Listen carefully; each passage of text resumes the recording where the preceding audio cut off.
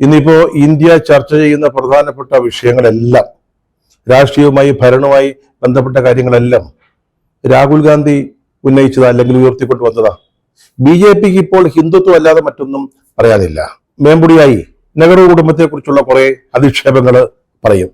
പിന്നെ BJPയെ എതിർക്കുന്നവരെല്ലാം, വിമർശിക്കുന്നവരെല്ലാം രാജ്യവിരുദ്ധരാണെന്ന് ചാപ്പകുത്തും. ഇതല്ലാതെ അവരുടെ മുമ്പിൽ മറ്റൊന്നും പറയാനില്ല. രാഹുൽ ഗാന്ധി ഉയർത്തിയ പ്രശ്നങ്ങൾ നോക്കൂ. കോൺഗ്രസിലെ മറ്റു മുതിർന്ന നേതാക്കൾക്ക് താല്പര്യമില്ലാത്ത വിഷയങ്ങൾ പോലും അദ്ദേഹം ഉന്നയിക്കുകയും അതിന്മേൽ രാജ്യവ്യാപകമായിട്ട് ചർച്ച നടക്കുകയും ചെയ്തു. ഈ ജാതി അടിസ്ഥാനത്തിലുള്ള സെൻസസ് അത് ആദ്യം കൊണ്ടുവന്നത് രാഹുൽ ഗാന്ധിയാണ്. അദ്ദേഹം അതിന് പറഞ്ഞൊരു ന്യായമുണ്ട്.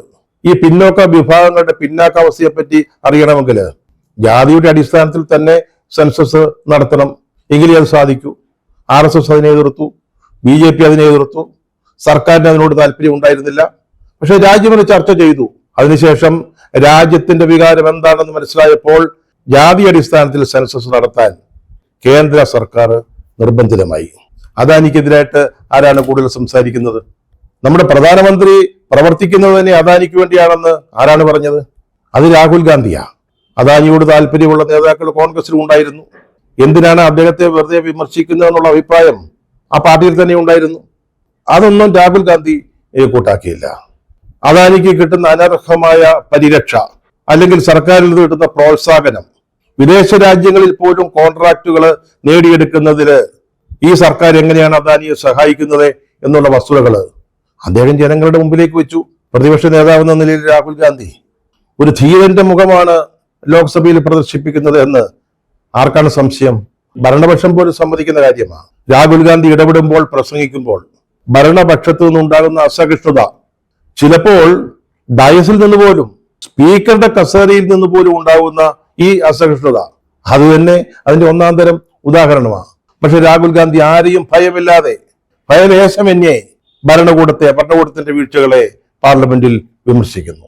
രാഷ്ട്രീയത്തിൽ അതീതമായിട്ട് ഈ രാജ്യത്തെ ചെറുപ്പക്കാര്, പ്രത്യേകിച്ച് ജെൻസികള്, വളരെ ചെറുപ്പക്കാര് ഇന്ന് പ്രതീക്ഷയോടെ നോക്കുന്ന ഒരു നേതാവ് രാഹുൽ ഗാന്ധിയാണ്. അദ്ദേഹം രാജ്യത്തിനുള്ളിലും പുറത്തും നടത്തുന്ന സംവാദങ്ങൾ അതിന്റെ ഒന്നാം തരം തെളിവാണ്. അതിന് BJP വല്ലാതെ ഭയപ്പെടുന്നുണ്ട്.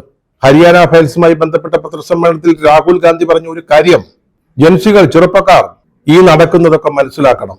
നമ്മുടെ ജനാധിപത്യം തകർച്ചയിലേക്കാണ്, മരണത്തിലേക്കാണ് പോകുന്നത് എന്നുള്ളത് അവർ മനസ്സിലാക്കണം എന്ന് പറഞ്ഞു. ഉടനെ BJP എന്തുവാ പറഞ്ഞത്?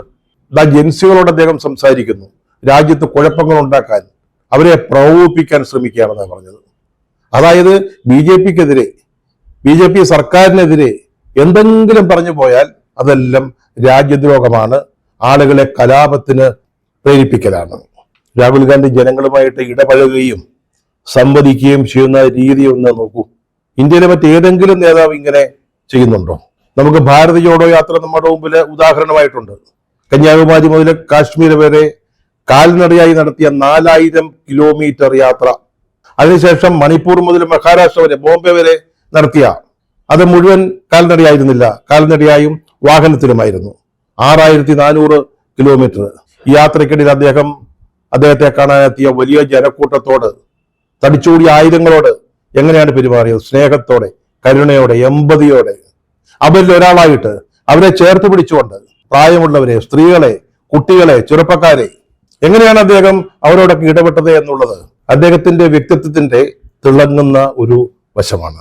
പിന്നീടുള്ള യാത്രകള്, ഈ വോട്ട് ചോരിയുമായി ബന്ധപ്പെട്ട വെളിപ്പെടുത്തൽ നടത്തിയതിനു ശേഷം അദ്ദേഹം ബീഹാറിൽ ഒരു വോട്ടർ അധികാര യാത്ര നടത്തി. തേജസ്വി യാദവുമൊത്ത് ലക്ഷക്കണക്കിന് ആളുകൾ അദ്ദേഹത്തെ കാണാനായിട്ട്, അദ്ദേഹത്തെ കേൾക്കാനായിട്ട് തടിച്ചുകൂടിയത്. അവിടെയും ആളുകളോട് അദ്ദേഹം പെരുമാറുന്ന രീതി. ബീഹാറിലെ പ്രചാരണ രംഗത്ത് ഒരു ഗ്രാമത്തിൽ ചെന്നപ്പോൾ അവിടുത്തെ ആളുകളോടൊത്ത് ഒരു കുളത്തിൽ മീൻ പിടിക്കാൻ ചാടുന്ന രംഗം, അവരുടെ കൂടെ നീന്തി തുടിക്കുന്ന രാഹുൽ ഗാന്ധിയെ നമ്മൾ കാണുകയാ.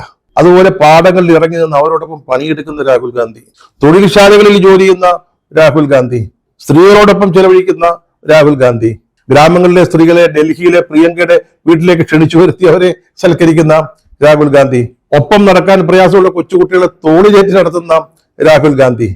ഒരിക്കലും ഒരു ദൃശ്യം കാണുകയുണ്ടായി.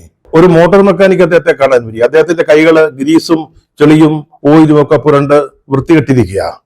അപ്പൊ രാഹുൽ ഗാന്ധി കൈ നീട്ടിയപ്പോൾ അദ്ദേഹം മടിച്ച് പിന്മാറുമ്പോൾ അദ്ദേഹത്തെ ചേർത്ത് പിടിച്ച് അദ്ദേഹത്തിന്റെ കൈകളിൽ പിടിക്കുന്ന രാഹുൽ ഗാന്ധിയുടെ വിഭിന്നമായ മുഖങ്ങൾ ഇതൊന്നും ഒരു സാധാ രാഷ്ട്രീയക്കാരന്റെ പ്രകടനപരതയല്ല, ഉള്ളിൽ നിന്ന് വരുന്നതാണ്, മനസ്സിൽ നിന്ന് വരുന്നതാണ്, ആത്മാർത്ഥമാണ്.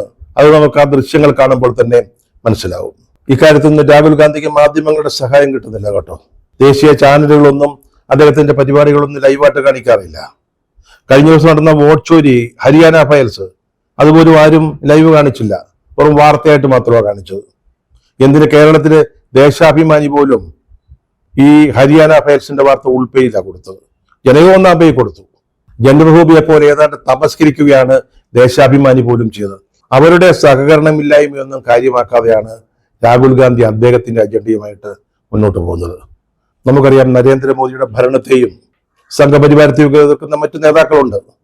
ബംഗാളില് മമതാ ബാനർജി ഉണ്ട്, UP-യില് അഖിലേഷ് യാദവ് ഉണ്ട്, ബീഹാറില് തേജസ്വി ഉണ്ട്, അതുപോലെ തമിഴ്നാട്ടില് സ്റ്റാലിൻ ഉണ്ട്. ഇവരൊക്കെ അവരുടെ റോളുകൾ ഭംഗിയായിട്ട് നിർവഹിക്കുന്നുണ്ട്. പക്ഷെ അതെല്ലാം ഒരു സംസ്ഥാനത്ത് ഒതുങ്ങി നിൽക്കുക. രാജ്യത്താകമാനമുള്ള ഈ സംഘപരിവാർ വിരുദ്ധരെ, ഫാസിസ്റ്റ് വിരുദ്ധരെ ഒരുമിപ്പിച്ച് നിർത്താൻ രാഹുൽ ഗാന്ധി അല്ലാതെ മറ്റൊരു നേതാവില്ല എന്നുള്ളതാണ് ഇന്നത്തെ ദേശീയ രാഷ്ട്രീയത്തിന്റെ പ്രത്യേകത. അദ്ദേഹം അദാനിയെയും അംബാനിയെയും ഒക്കെ വിമർശിക്കുമ്പോൾ അതിശക്തരായ ആളുകളാണ് അവർ. അതുപോലെ തന്നെ ഭരണകൂടത്തില് ഏറ്റവും തലപ്പത്തിരിക്കുന്നവരെ വിമർശിക്കുന്നവർ, മോദിയെയും അമിത്ഷായെയൊക്കെ വിമർശിക്കുമ്പോൾ ജനങ്ങളുടെ ഇടയിലേക്ക് ഇറങ്ങിച്ചെന്ന് അവരുമായിട്ട് ഇടപഴകുമ്പോൾ സത്യത്തിൽ പേടി തോന്നുന്നുണ്ട്. എതിർക്കുന്നത് വലിയ ശക്തികളെയാ. അതുപോലെ തന്നെ ജനങ്ങൾക്കിടയിലേക്ക് അദ്ദേഹം ഇറങ്ങുകയാ. ഒരിക്കൽ സഹോദരി പ്രിയങ്ക ഗാന്ധി രാഹുലിനോട് പറഞ്ഞു, രാഹുൽ നീ കളിക്കുന്നത് തീയോടാണെന്ന് പറഞ്ഞു. ഇത് രാഹുൽ ഗാന്ധിയുടെ പ്രവർത്തനങ്ങളെ വീക്ഷിക്കുന്ന എല്ലാവരുടെയും മനസ്സിലുള്ള ഒരു ചിന്തയാണ്. പക്ഷെ ഇതൊന്നും വകവെക്കാതാണ് രാഹുൽ ഗാന്ധി മുന്നോട്ട് നീങ്ങുന്നത്. അദ്ദേഹത്തിന് കൂടുതൽ സുരക്ഷ ആവശ്യമാണ്, അത് കൊടുക്കേണ്ടതാണ്. അതാരാണ് കൊടുക്കേണ്ടത്? കേന്ദ്ര ഗവൺമെന്റാണ്. നെഹ്റു കുടുംബത്തിനുണ്ടായിരുന്ന SPG സുരക്ഷ പിൻവലിച്ച കേന്ദ്ര ഗവൺമെന്റ് അതിന് തയ്യാറാകുമെന്ന് തോന്നുന്നില്ല.